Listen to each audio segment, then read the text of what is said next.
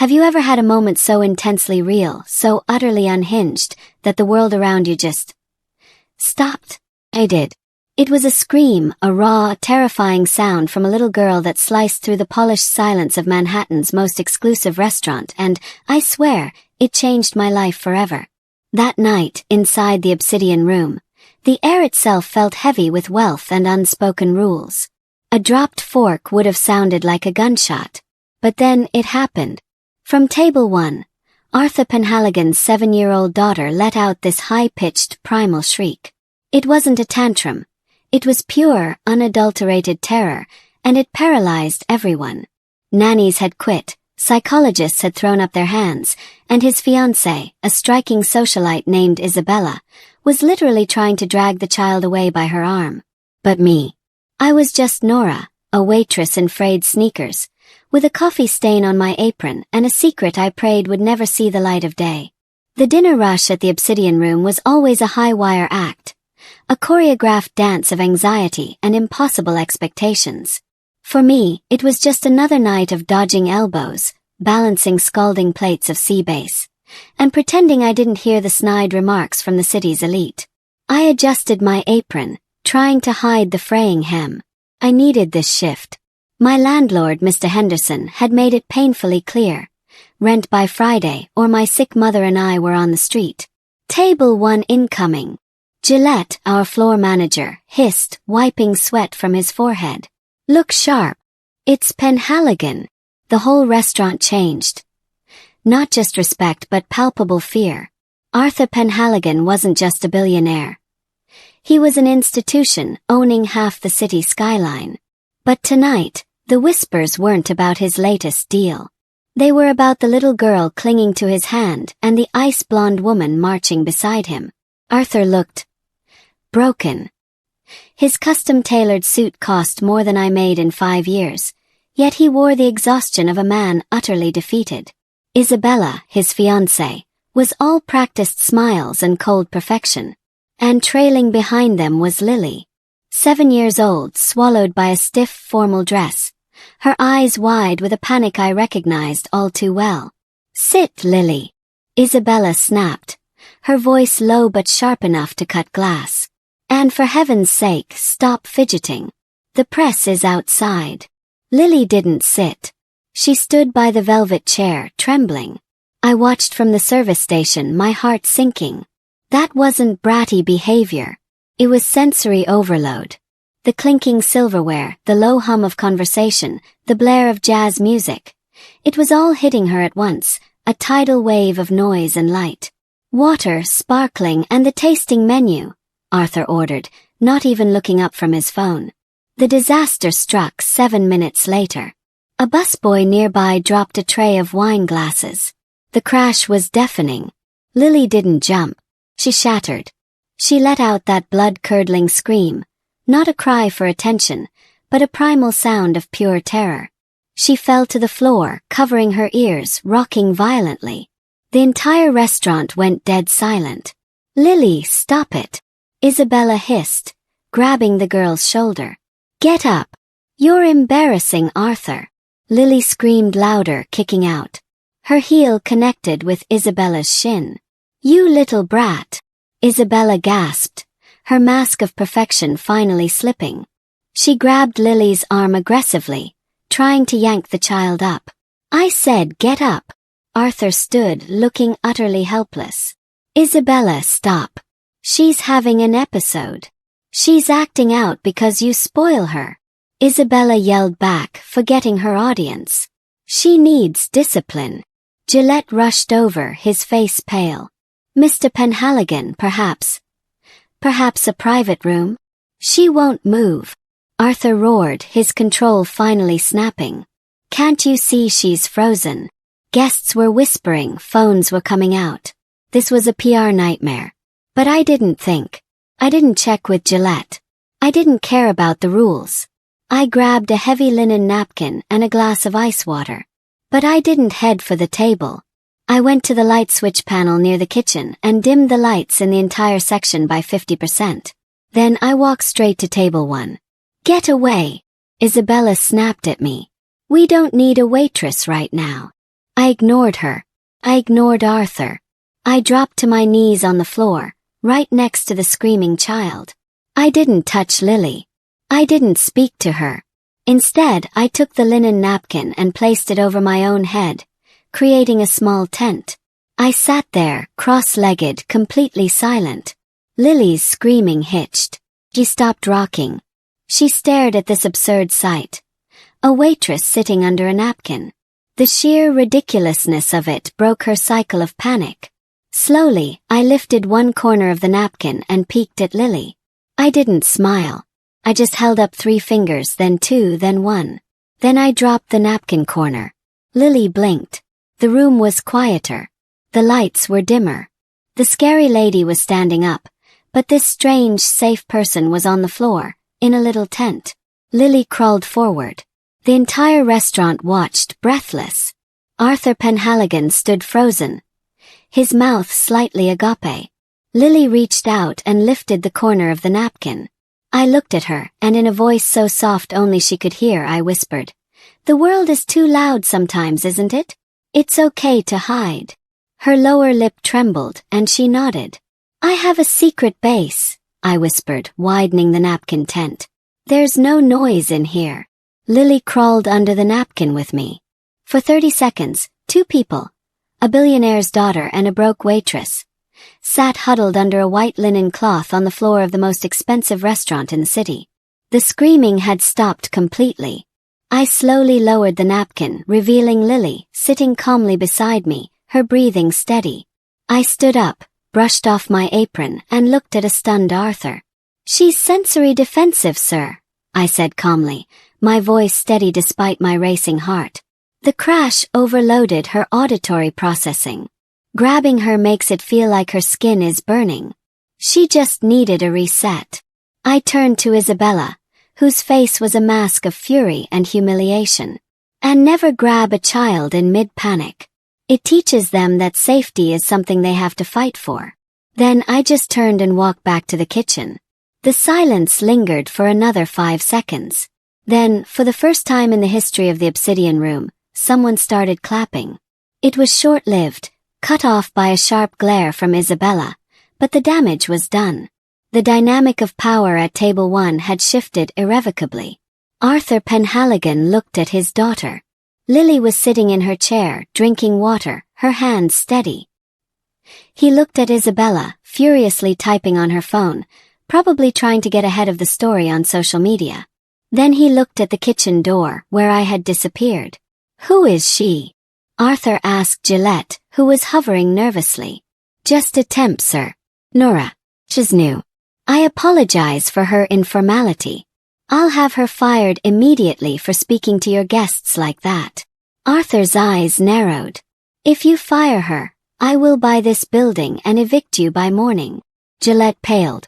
"Understood, sir. Bring her here after we eat." The rest of the meal passed in a blur for Arthur. He couldn't stop watching Lily. Usually after an episode she'd be catatonic for days, refusing to eat, refusing to sleep. But tonight she was eating her pasta. She even pointed at the chandelier and whispered something to her doll. It was a miracle. In the kitchen, I was hyperventilating near the dish pit. "You are insane," my coworker Ben whispered, stacking dirty plates. "You lectured Isabella freaking Vance. Do you know who she is? Her father owns the tabloids. She's going to destroy you." "I couldn't watch it, Ben," I said, my hands shaking as I scraped leftovers into the bin. "They were torturing that poor girl." "Well, hope it was worth it. Gillette looks like he's about to have a stroke." 20 minutes later, the summon came. I walked out to Table 1. I held my head high, but inside I was calculating how much money I had in my savings jar. If I lost this job, I had 3 days before eviction. Arthur Penhaligon wiped his mouth with a napkin and stood. He was taller than he looked on TV. "What is your last name, Nora?" he asked. "Kingsley, sir." "Nora Kingsley. Where did you learn that?" Referring to my little napkin trick. I hesitated. "My younger brother. He had similar struggles. We didn't have money for therapists, so I had to learn how to help him survive the world." Arthur studied me. He saw the frayed shoes, the tired eyes, but I hoped he also saw the steel spine. Lily has gone through 6 nannies in 4 months, Arthur said quietly. The best agencies in London and New York. None of them could stop an episode in under an hour. You did it in 30 seconds. Isabella let out a scoff. Arthur, please. It was a parlor trick. She embarrassed us. She saved us, Arthur corrected, his voice cold. He reached into his suit jacket and pulled out a checkbook. He wrote something quickly, tore it out, and slid it across the table. This is for tonight. A tip. I looked at the check and my breath hitched. $5,000. It was enough to pay Mr. Henderson and buy my mother's heart medication for 3 months. I can't accept this, sir. It's too much. Take it, Arthur said. And take this card. He placed a sleek black business card on top of the check. My driver will be outside this restaurant tomorrow at 10 a.m. I want you to come to my estate. We need to talk about a more permanent arrangement. Arthur, Isabella shrieked. You cannot be serious. She's a waitress. She smells like garlic and desperation. My hand hovered over the check. My pride screamed at me to leave it. But my reality, my sick mother, the eviction notice, told me to take it. Picked up the check. Thank you, sir, I said. I looked at Lily. Bye, Lily. Remember the tent. Lily looked up and gave a tiny, shy wave. As I walked away, I felt Isabella's eyes burning holes into my back. I knew, with a sinking feeling, that $5,000 wasn't just a tip. It was a declaration of war. And that, my friends, was just the beginning. If you're as hooked on Nora's journey as I am, do me a favor and hit that subscribe button right now. You won't want to miss what happens next. The next morning, my world fell apart before the driver even arrived. I woke up in my cramped apartment in Queens to pounding on the door. It was Mr. Henderson. I'm sorry, Nora, my landlord said, looking genuinely apologetic as he handed me a paper. I have to evict you. Effective immediately. You have 24 hours. What? I gripped the door frame. I have the money. I got a huge tip last night. I can pay you right now. It's not the rent, Henderson said, lowering his voice. I got a call this morning from the city health inspector and the building authority. They found violations in your unit specifically. They threatened to condemn my whole building if you aren't out. They knew your name, Nora. Someone powerful wants you on the street. I felt the blood drain from my face. Isabella. Had to be. That woman had resources, and she was petty, terrifyingly so. I understand, I whispered. I closed the door and leaned against it, sliding down until I hit the floor. My mother coughed from the bedroom. We had nowhere to go. No home. And if Isabella was this vindictive, I probably wouldn't have a job at the restaurant by noon either. My phone buzzed. It was a text from Gillette. Don't come in. You're fired. And don't use me as a reference. Tears pricked my eyes. I was being erased. I looked at the clock. 9:45 a.m. Arthur Penhaligon had said his driver would be there at 10 a.m. It was a job interview. But now it was a lifeline. If I didn't get that job, my mother and I would be homeless by nightfall. I wiped my face. I put on my best blouse, a simple white button-down, and packed my mother's medication into my bag. Mom, I called out. I'm going out. I might have found us a new place. I stepped out onto the curb just as a black Rolls-Royce Phantom pulled up. Miss Kingsley? The driver asked. Yes, I said, clutching my bag. Mr. Penhaligon is waiting. Got in. As the car pulled away, I saw a black SUV parked down the street. The man inside was watching me, speaking into a phone. I wasn't just walking into a job. I was walking into a snake pit. But for my mother, and for that little girl who just wanted a quiet place to hide, I was ready to bite back. The Penhaligon estate, known as Blackwood, wasn't a home. It was a fortress disguised as a French chateau. As the Rolls-Royce crunched over the gravel driveway, I stared up at the limestone facade. It was beautiful, cold, and imposing, much like the man who owned it. I gripped my handbag tight. Inside was my entire life. My ID, my mother's medication, and the void where my house keys used to be. The text from my landlord still burned in my mind. Evicted. If I failed this interview, I wasn't just going back to being a waitress. I was going back to a homeless shelter. The butler, a man named Mr. Calloway, who looked like he'd been starched along with his collar, opened the car door. "Follow me, Miss Kingsley. Mr. Penhaligon is in the library. You are late." The driver picked me up at 10 o'clock, I stammered. "Mr. Penhaligon's time is currency.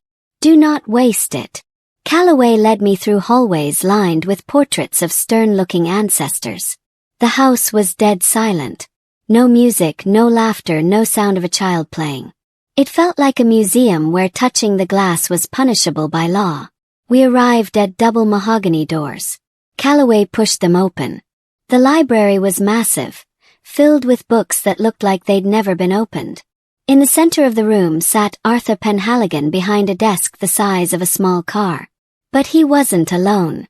Isabella was there, perched on a leather sofa like a predatory bird, sipping an espresso. And standing in a rigid line in front of the desk were 3 women. They were immaculate, wearing crisp navy suits, hair pulled back in tight buns, holding leather folios. They looked like soldiers. I looked down at my simple white blouse and black slacks. I felt woefully underqualified. The miracle worker arrives, Isabella drawled, her voice dripping with sarcasm. "Arthur, are we really doing this? These women have PhDs in child psychology. She serves appetizers." Arthur ignored Isabella. He looked at me. "Take a place in line, Miss Kingsley." I stepped up beside the third woman, a severe-looking lady who smelled of antiseptic. "This is a practical interview," Arthur said, standing up. He looked exhausted, the dark circles under his eyes more pronounced than the night before. "Lily is currently in the solarium. She has refused to come out for breakfast. She has refused to get dressed. In 2 hours, the board of directors is coming here for a luncheon. Lily must be presentable." He pointed to the first woman in line. "Miss Gable, you first. You have 10 minutes. Miss Gable nodded confidently. "I have handled tantrums for the royal family of Sweden. This will be simple." She marched out. Arthur waited, tapping his pen on the desk. 5 minutes later, screaming echoed down the hallway. The same terrified shriek from the restaurant. Miss Gable returned, her hair slightly askew, looking flushed. "The child is difficult. She bit me." "Next," Arthur said coldly. The second woman, Miss Holloway, went in. She returned in 3 minutes, shaking her head. "She's throwing porcelain figures. It's unsafe." The third woman, the one smelling of antiseptic, scoffed. "Amateurs." She lasted the longest 8 minutes. But when she came back, she was soaking wet. "She turned the hose on me," the woman spat, wiping water from her glasses. "That child doesn't need a nanny. She needs a boarding school for the criminally insane." Arthur's face hardened. A muscle in his jaw twitched. "Get out, all of you. You will be compensated for your time." As the 3 qualified nannies filed out, muttering about impossible standards, the room fell silent. Arthur looked at me. "Your turn." Isabella laughed. "Oh, this I have to see. Go on, waitress. Go get bitten." I didn't say a word. I set my bag down on a chair. I took off my shoes. "What are you doing?" Isabella asked, wrinkling her nose. "The floors are marble," I said calmly. "Shoes make a clicking sound." If she's in a high sensory state, the sound of heels on stone sounds like gunfire to her. You're approaching her like an enemy invasion. I'm going in as a ghost. I walked out of the library in my socks. Arthur stood up. "I want to watch." He and Isabella followed me quietly down the hall to the solarium. It was a glass-walled room filled with exotic plants, humid and bright. In the corner behind a large fern, Lily was huddled in a ball, clutching a porcelain doll, her breathing ragged. A garden hose lay nearby, water still dripping onto the floor. I didn't approach the fern. I didn't call Lily's name. I walked to the center of the room and sat down on the floor, my back to Lily. I pulled a small notepad and a pen from my pocket. I started drawing. Scratch, scratch, scratch. The rhythmic sound cut through the silence. Lily stopped crying. She listened. I tore the page out and folded it. Paper airplane. I threw it, not at Lily but straight up into the air. It looped and landed on a large monstera leaf. I drew another one, folded it, threw it. This one landed closer to the fern. That's it, Isabella whispered from the doorway. She's playing with trash. Shoo, Arthur hissed. Lily's head peeked out from behind the fern. She looked at the paper plane near her foot. She reached out and grabbed it. She unfolded it. Inside, I had drawn a crude stick figure of a girl fighting a dragon. But the dragon was made of loud noises. Lily looked at my back. I hadn't turned around. I threw another plane. This one landed right in Lily's lap. Lily unfolded it. It was a drawing of the girl and the stick figure waitress sitting under a giant umbrella, safe from the noise dragon. Lily stood up. She walked over to me and sat down behind me, back to back. The hose was because she yelled, Lily whispered. I know, I whispered back, still looking forward. Yelling is the worst. I don't want to wear the blue dress, Lily admitted. It scratches my neck. Okay, I said. What if we wear the white one, and we can wear it inside out so the tag doesn't touch your skin? Lily paused. Inside out. It's a new fashion trend, I lied smoothly. Very exclusive. Lily giggled, a tiny rusty sound. Okay, Lily said. I stood up and offered a hand. Lily took it. We walked past the stunned Arthur and the fuming Isabella. We're going to get dressed now, I said to Arthur as we passed. And Mr. Penhaligon, the blue dress is made of synthetic tulle. It's basically sandpaper for a child with SPD. Burn it. Arthur watched us go. He let out a breath he felt like he'd been holding for 5 years. She's manipulating her. Isabella snapped, crossing her arms. She's making Lily dependent on her. It's a classic con. She's the first person Lily hasn't screamed at in a month, Arthur said. She's hired. You can't hire her. Isabella's voice rose, desperate. You don't know anything about her. In fact, I did a background check this morning. Isabella pulled a folded paper from her clutch and slammed it against Arthur's chest. She was evicted this morning, Arthur. She has no address. Her mother is sick and uninsured. Is destitute. She isn't here because she cares about Lily. She's here because she needs a roof over her head. She's a gold digger, just a poor one. Arthur unfolded the paper. He read the eviction notice. He read the financial report. He looked down the hall where Lily and I had disappeared. She didn't tell me, Arthur murmured. Of course she didn't. She wants to embed herself in your life and siphon your money. Arthur walked back to the library. His face unreadable. 30 minutes later, I returned to the library. Lily was dressed in the white dress, inside out, though I had cleverly pinned a sash to hide the seams, and was calmly coloring in a book. She's ready for the luncheon, I said. Arthur looked at me. He held up the eviction paper I had so ordered. Froze. My face went pale. I looked at Isabella, who was smirking triumphantly. Is this true? Arthur asked. Are you homeless as of this morning? I swallowed the lump in my throat. I didn't beg. I straightened my spine. Yes, my landlord evicted us this morning.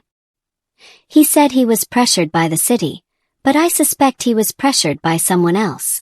I glanced at Isabella. But that doesn't change how I treat your daughter, Mr. Penhaligon. I need this job desperately, which means I will work harder than anyone else you could hire. Because I have everything to lose. The room was silent. Isabella waited for the explosion. Arthur hated liars. You're right, Arthur said slowly. You do have everything to lose. He tore the eviction notice in half. The position is live-in. The East Wing has a guest suite. You and your mother can move in today. I'll send a truck for your belongings. Isabella dropped her espresso cup. It shattered on the floor. Arthur, you can't be serious. You're moving her mother in too. Lily needs stability, Arthur said, turning his back on Isabella. And Nora needs a home. It's a transaction. He turned back to me, his eyes steel. But Nora, this is a trial. You have 1 week. If Lily has a meltdown, if you lie to me again, or if I sense you are using my daughter for financial gain, you will be out on the street, and I will make sure you never work in this city again. I nodded, my heart pounding against my ribs. Understood. I had a home, but I had also just walked into a cage with a lioness who wanted me dead. The first 3 days at Blackwood Manor were a masterclass in psychological warfare. My mother, Elena, frail but sharp-witted, and I were installed in the East Wing. It was more luxury than we'd ever known, but I didn't have time to enjoy the Egyptian cotton sheets. I was too busy acting as a human shield for a 7-year-old girl.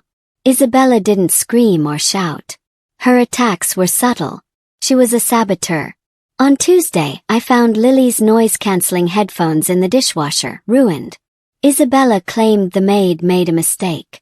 On Wednesday, the kitchen forgot Lily's dietary restrictions and served a sauce loaded with texture-heavy mushrooms, triggering a gagging fit that I barely managed to de-escalate before Arthur saw. But I fought back. I didn't complain to Arthur. I simply outmaneuvered Isabella. When the headphones broke, I built a quiet fort out of pillows in the closet. When the food was wrong, I taught Lily how to inspect her food like a scientist, turning the anxiety into a game. Lily was blossoming. She started making eye contact. She laughed. A real belly laugh. When I slipped on a polished floor in my socks, Arthur noticed. He was spending more time at home, watching from the doorway as Lily and I engaged in silent disco sessions in the living room. The ice around his heart was melting, and that terrified Isabella more than anything. The climax of the week was the Apex Charity Gala, to be held in the grand ballroom of the estate on Saturday night. 500 of the city's elite, press, and shareholders. Arthur made it clear Lily had to make an appearance. It was crucial for his image as a family man after the restaurant incident. This is the night, I told Lily on Saturday morning. We're going to practice. Walk in, wave, smile, accept one flower, and then we escape to the bat cave. And I can wear my sensory cape? Lily asked, referring to her velvet wrap. Yes, I promised. The dress for the evening had been custom-made. A soft, seamless silk in pale blue, designed by me and a local seamstress I trusted, paid for by Arthur. It was perfect. At 5 p.m., 2 hours before the guests arrived, I went to the nursery to help Lily dress. I opened the wardrobe. The blue silk dress was gone. In its place hung a stiff, crinoline-heavy pink dress covered in scratchy sequins and tight elastic. Panic flared in my chest. Check the drawers. Nothing, Nora. Lily asked, sensing the tension. Where is my soft dress? Just a second, sweetie. I stormed out into the hallway and nearly collided with Isabella. She was wearing a stunning crimson gown and a smile that didn't reach her eyes. Where is it? I demanded, keeping my voice low. Where is what, dear? Lily's dress. The silk one. Oh, that rag. Isabella laughed lightly. I had it sent to the cleaners. It looked wrinkled. I replaced it with something more appropriate. A Penhaligon doesn't wear homemade clothes. That pink dress is a Dior. That pink dress is torture for her. I hissed. The sequins will feel like needles. She will have a meltdown in 5 minutes. Then you better make sure she doesn't, Isabella whispered, stepping closer. Her perfume was overpowering. A heavy, musky floral scent that made even my nose itch. Because if she screams tonight in front of the investors, Arthur will blame you. He'll see that you can't control her when it matters, and you'll be packing your bags tonight. Isabella turned and floated away. Check my watch. 1 hour until the gala. No time to retrieve the dress. No time to make a new one. I went back into the room. Lily was staring at the pink dress with terror. I can't wear it, Lily whimpered. It hurts looking at it. I looked around the room, desperate. I needed soft fabric, seamless, breathable. My eyes landed on Arthur's closet door, which connected to the nursery suite. It was a risk, a huge one. Lily, wait here. I slipped into Arthur's dressing room. It smelled of cedar and expensive cologne. I frantically rifled through the racks. Suits, stiff shirts. Nothing soft enough. Then I saw it. A stack of high-quality cashmere sweaters and a row of pure silk pocket squares. I grabbed a pair of scissors from the sewing kit I kept in my apron. I took a large, pristine white cashmere sweater, clearly never worn, and a handful of blue silk handkerchiefs. Nora! I spun around. Arthur was standing in the doorway, wrapped in a towel, having just stepped out of the shower. He looked at the scissors, the sweater, and me. What on earth are you doing? He demanded. Is that my cashmere? I need this, I said, my voice shaking but determined. Isabella took Lily's dress. She replaced it with sequins. If Lily wears sequins, she will scream. If she wears this cashmere, she'll be safe. You are cutting up a $2,000 sweater? Arthur asked, incredulous. I'd cut up the Mona Lisa if it kept her calm. Snap. Charge me for it. I ran past him back to the nursery. Arthur stood there, stunned. No one spoke to him like that. I worked like a magician. I cut the arms off the sweater to make a sleeveless tunic. I used the silk handkerchiefs to create a soft, flowing sash that tied the waist, covering the rough edges. It wasn't Dior. It was improved, deconstructed chic. Put it on, I told Lily. It's a cloud dress. Lily touched the cashmere. She smiled. At 7 p.m., the ballroom was packed. The music was loud, but I had given Lily discreet earplugs that looked like pearl earrings. Arthur stood at the bottom of the grand staircase, waiting. He looked nervous. Isabella was beside him, clutching his arm, waiting for the disaster. I really don't think she's up for it, Arthur, Isabella murmured loudly enough for the nearby investors to hear. That new nanny is incompetent. Then the music swelled. I appeared at the top of the stairs, holding Lily's hand. Lily wasn't screaming. She wasn't scratching. She was walking down the stairs in a white cashmere tunic with a blue silk sash, looking like a winter angel. She looked comfortable. Arthur looked up. He recognized his sweater. He recognized the silk from his pocket squares. A smile tugged at the corner of his mouth. Lily reached the bottom. She walked right up to the board chairman, curtsied, and said softly, "Welcome to our home." The room melted. The investors cooed. It was a triumph. Isabella looked like she had swallowed a lemon. Later that night, after Lily was asleep, I was in the kitchen making tea. I was exhausted. Arthur walked. He was still in his tuxedo, tie undone. "The sweater will be deducted from your paycheck," he said, but his voice was warm. "Fair enough," I said, leaning against the counter. "Why didn't you tell me Isabella took the dress? Would you have believed me?" Yes. Or would it have looked like the nanny blaming the fiancé? Arthur was silent. He poured himself a glass of water. "You saw the problem and you solved it. You didn't complain. I respect that." He moved closer. The air between us was charged with a sudden, unexpected tension. "You saved the night, Nora. I did it for Lily." "I know." Just then, a piercing shriek echoed from the east wing. It wasn't Lily. I dropped my mug. Shattered. "Mom!" I whispered. Ran. Arthur followed. We burst into the guest suite. My mother, Elena, was on the floor, gasping for air, clutching her chest. Her face was blue. "Mom!" I slid to my knees, checking her pulse. It was erratic. "She's having a reaction. Where is her medication?" I put it right here on the nightstand. The nightstand was empty. The bottle of heart pills was gone. "I took them," Elena gasped. "But they didn't work." I grabbed the empty water glass next to the bed. I sniffed it. It smelled faint but distinct, like bitter almond. And underneath that, the heavy, musky floral scent of Isabella's perfume. Arthur was already on his phone. "Get the paramedic unit in here now." I looked up at Arthur, tears streaming down my face.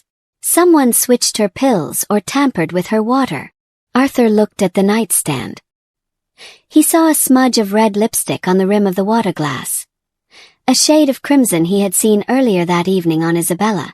The war had just turned from psychological to physical. And I realized with chilling clarity, Isabella wasn't just trying to get me fired. She was trying to eliminate the competition permanently. The VIP wing of St. Jude's Hospital was quiet, smelling of antiseptic and expensive lilies.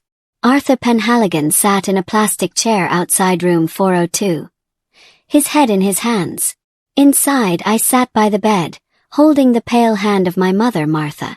In the chaos of the ambulance, the paramedics had corrected her name on the chart. It was Martha, not Elena, as the confused intake nurse had written. The doctors had pumped her stomach. It was a severe reaction to a concentrated dose of digitalis, a heart medication, but not the one Martha was prescribed. "She's stable," Dr. Sterling said, stepping out of the room.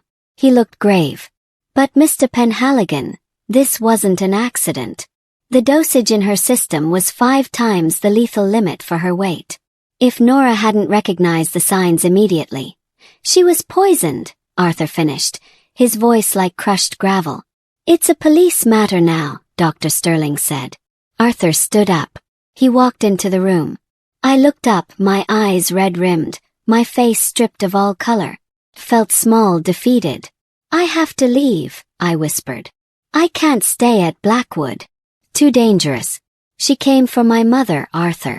Next time it will be me, or worse, Lily." "You are not leaving," Arthur said. The command hung in the air. "If you leave, she wins. And if you leave, I lose the only person who has made my daughter smile in 3 years. She almost killed my mother." My voice cracked, rising in hysteria. "This isn't a job anymore. It's a death trap." Arthur walked over and knelt beside my chair, a position of submission a billionaire never took. I sent the glass to the lab and I sent the security footage from the hallway to my private security team, not the house staff. "I don't trust anyone at the manor right now, except you." His phone buzzed. He looked at the screen. His expression turned from worried to murderous. "What is it?" "Yes." Arthur showed me the image. It was a high-resolution still from the hallway camera outside the guest suite. It showed a figure slipping into the room at 7:45 p.m. The figure was wearing a maid's uniform, but the shoes were wrong. They were red-soled stilettos. "Isabella.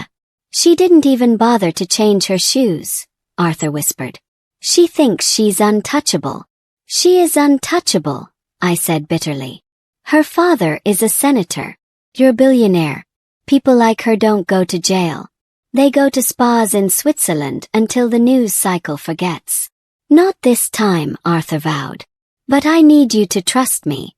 I need you to go back to the house tonight." "Are you crazy?" "I need you to act like you're defeated," Arthur said, his eyes burning with cold intelligence. "Pack your bags. Why? Let her see you broken. If she thinks you're leaving, she'll get sloppy. She'll try to make her final move to secure the engagement ring." I looked at my sleeping mother. Then I looked at Arthur. "Lily goes with me to the office tomorrow. I'm not letting her out of my sight, but I need you at the house to find the proof. Isabella keeps a ledger. She's obsessive about money. If she paid your landlord to evict you, if she bought the digitalis, the receipt is in her suite. You want me to break into Isabella Vance's room? I want you to destroy her," Arthur said. The next morning the performance began. I returned to Blackwood Manor, eyes puffy, carrying boxes. I loudly told Mr. Calloway I was quitting. Isabella was on the patio, eating a grapefruit. She watched me load the trunk of a taxi with a smirk that was pure venom. "Leaving so soon?" Isabella called out. "I hope your mother recovers. Old hearts are so fragile." I gritted my teeth. Had to sell it. "You win, Isabella. I can't fight you. I just want my family to be safe." "Smart girl," Isabella purred.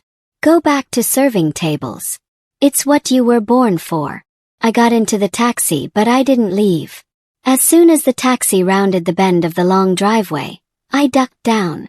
The driver, a member of Arthur's security team, circled back and drove to the service entrance around the rear of the estate. I slipped back into the house through the scullery, dressed in black tactical gear Arthur had provided. I was now a ghost in the house I supposedly just left. Arthur had given me the master key code. I waited until Isabella left for her Pilates session at 11 a.m. Then I entered the lion's den, Isabella's suite in the west wing. The room was a shrine to vanity, mirrors everywhere. I started searching. Drawers, closets, under the mattress, nothing. Panic rose in me. Isabella would be back in an hour. Pause. Closed my eyes. I used my waitress skills. Memory and observation. I thought back to every time I had seen Isabella. The woman was always on her phone, or writing in a small leather-bound planner she kept in her Hermes bag. But she didn't take the bag to Pilates. I looked at the walk-in closet. There on the top shelf was a row of designer bags. I grabbed the Birkin bag Isabella had used yesterday. I dug through it. Lipstick, compact, breath mints, and a small false bottom in the lining. My fingers brushed against paper. Pulled it out. It wasn't a diary. It was a passport. But the name wasn't Isabella Vance. It was Maggie O'Connell. And underneath the passport was a folded letter. It was from a law firm in the Cayman Islands. Miss O'Connell, the transfer of funds from the Penhaligon charity account is complete. The $4 million has been laundered as requested. We await your arrival on Monday. My breath hitched. Isabella wasn't just a jealous fiancée. She was a con artist, a professional grifter who had likely invented her senator's daughter backstory or stolen the identity. She wasn't trying to marry Arthur for status. She was trying to empty his accounts and vanish. And Monday was 2 days away. I pulled out my phone to take a picture. Blick. The sound of a door opening downstairs froze my blood. I forgot my yoga mat.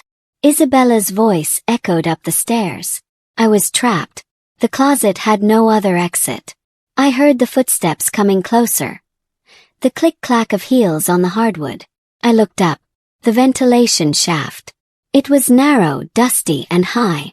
But I had spent years climbing unstable shelving units in pantry rooms. I kicked off my shoes, stepped on the vanity, and hauled myself up, prying the grate loose. I shimmied inside and pulled the grate back into place just as the bedroom door swung open. Through the slats, I watched Isabella walk in. Isabella went straight to the closet. She reached for the Birkin bag. She checked the false bottom. Isabella froze. She knew. Isabella pulled out her phone. She didn't call the police. She dialed a number.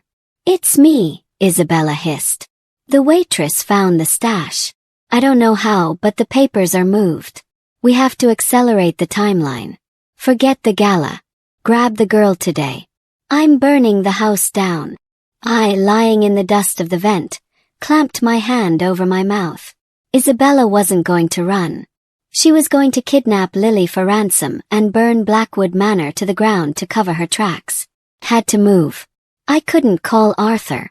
The vents were thick metal, blocking my signal. I had to get out and get to Lily. I crawled through the ductwork, the metal scraping my knees raw. I navigated by memory of the house layout, eventually kicking out a vent in the laundry room in the basement. I tumbled out, covered in soot, and sprinted for the garage. The security car was gone. Isabella must have seen it. I saw a gardener's truck. The keys were in the ignition. I didn't hesitate. I stole the truck, peeling out of the driveway, gravel spraying everywhere. I called Arthur as I sped down the highway towards the Apex Tower. "Arthur! It's a setup. Isabella is Maggie O'Connell, a con artist. She's coming for Lily now. She's going to burn the house." "I have Lily," Arthur said, his voice calm but tight. "We are in my office on the 40th floor. Security is on high alert. Isabella can't get in here. You don't understand." I screamed over the roar of the engine.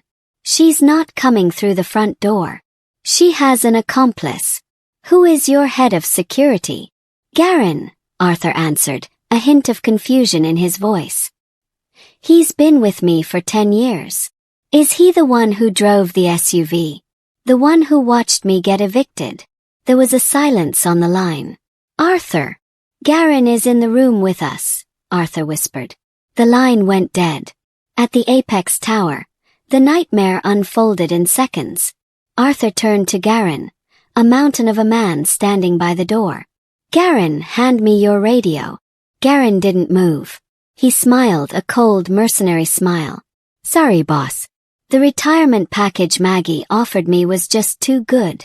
Garen drew a silenced pistol. Get up. You and the brat. We're going to the roof. The helicopter is waiting. Don't touch her. Arthur roared, stepping in front of Lily. Move and I shoot you in the leg, Garen said casually. The girl is the ticket. You're just excess baggage. Lily began to whimper. She was covering her ears, rocking. The stress was triggering a massive episode. Shut that kid up, Garen snapped. I reached the apex tower. The lobby was in chaos. The fire alarm was blaring. Isabella's distraction.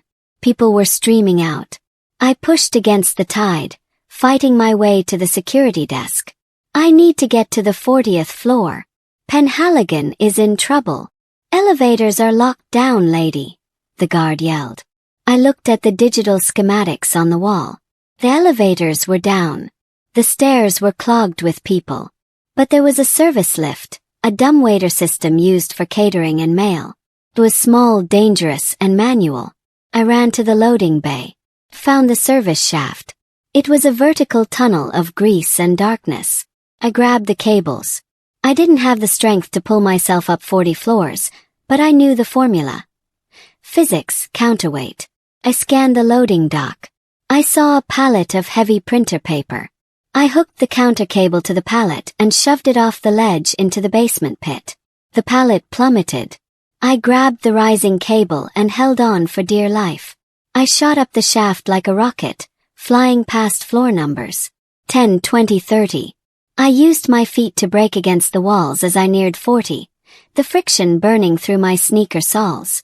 I pried the doors open and rolled out onto the 40th floor plush carpet, gasping for air. The floor was empty. The staff had evacuated. I heard voices in the CEO's office. Crept forward. I peered through the frosted glass. Garen had Arthur on his knees. Isabella, who had evidently arrived via the private helipad, was there too, holding a syringe. Just put her to sleep, Garen, Isabella ordered. She's screaming too much. Garen moved toward Lily. I looked around. I had no weapon. I was a waitress. I saw the office bar, a high-end espresso machine, a bottle of high-proof brandy, and a lighter on Arthur's desk. Waitress skills. Flambe. I grabbed the brandy and a heavy crystal ashtray. Kicked the door open. Hey, Maggie, yelled. Isabella spun around. You! Garen turned his gun toward me. I threw the bottle of brandy into the air, right over Garen's head. As he tracked the bottle, distracted, I threw the heavy crystal ashtray with picture-perfect aim. It smashed the bottle in mid-air, showering Garen in high-proof alcohol. Now, Lily, the button! I screamed. Lily, who was hiding under the desk near the panic button Arthur had shown her once, slammed her fist on it. The panic button didn't call the police. Lines were cut. It activated the office's emergency lockdown measures. Specifically, the halon gas fire suppression system and the blast shutters. But before the gas hit, sparks from Garen's muzzle flash as he fired blindly ignited the alcohol soaking his suit. Garen burst into flames. He screamed, dropping the gun, flailing. Isabella lunged for the gun. I tackled her. We crashed into the glass coffee table. Isabella was stronger, fueled by rage. She pinned me down, her hands around my throat. Oh, you miserable little servant! Isabella shrieked. I had it all. I was going to be a queen. My vision blurred. I clawed at Isabella's face. Suddenly, a small figure appeared behind Isabella. It was Lily. Lily held the heavy brass telescope from her father's desk. She didn't scream. She didn't cry. She swung it with all her might. Blank. The telescope connected with the back of Isabella's head. Isabella's eyes rolled back. She slumped forward unconscious on top of me. I shoved the woman off and gasped for air. Arthur was there in a second, pulling me up, checking my neck. "Nora, are you okay?" "I'm okay," I wheezed. We looked at Lily. The little girl dropped the telescope. She looked at her hands, shaking. I crawled over and pulled Lily into my arms. I didn't say, "Good job." I didn't say, "Don't be scared." I pulled the linen napkin from my pocket, the one I always kept, and draped it over both of our heads. "10th time," I whispered. Under the napkin, amidst the chaos of a burning hitman who was now being extinguished by the sprinklers and an unconscious con artist, Lily leaned her head against my chest and sobbed. "It's over," Arthur said, wrapping his arms around the two women who had saved his life. "It's finally over." Ending. The trial of Isabella Vance, aka Maggie O'Connell, and her accomplice Garen, was the media event of the decade. The evidence I had secured from the false bottom bag, combined with the testimony of Mr. Henderson, who flipped immediately when faced with jail time, was damning. Isabella was sentenced to 25 years for fraud, attempted kidnapping, and attempted murder. But I didn't attend the sentencing. I was busy packing. It had been 2 months since the attack at the tower. Martha had fully recovered and was currently in the garden with Lily, planting tulips. I folded my last waitress uniform and placed it in the box. I felt a presence in the doorway. It was Arthur. "Calloway tells me you ordered a moving truck," Arthur said. He was leaning against the doorframe, looking more relaxed than he had in years. He wasn't wearing a tie. "It's time, Arthur," I said, not looking at him. "The danger is gone. You don't need a bodyguard anymore.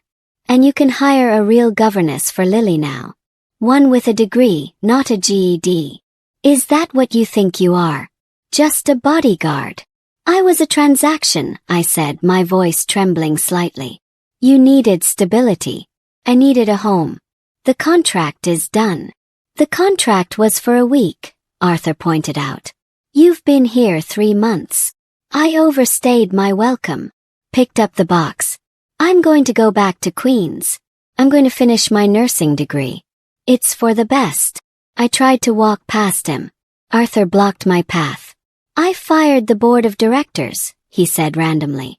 Pause. "What?" "The ones who cared about the image. The ones who judged Lily. I fired them. I'm taking the company private.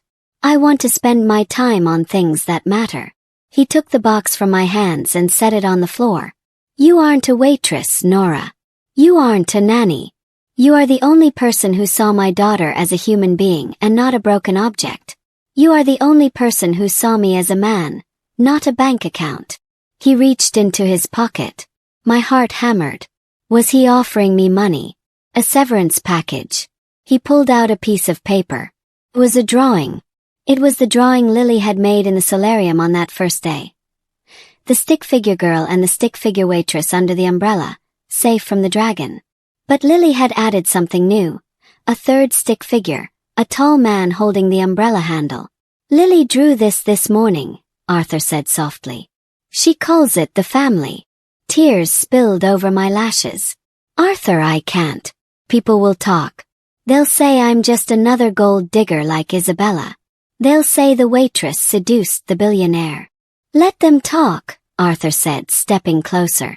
He cupped my face in his hands. His thumbs brushed away my tears. "Let them talk while we live. I don't care about the world, Nora.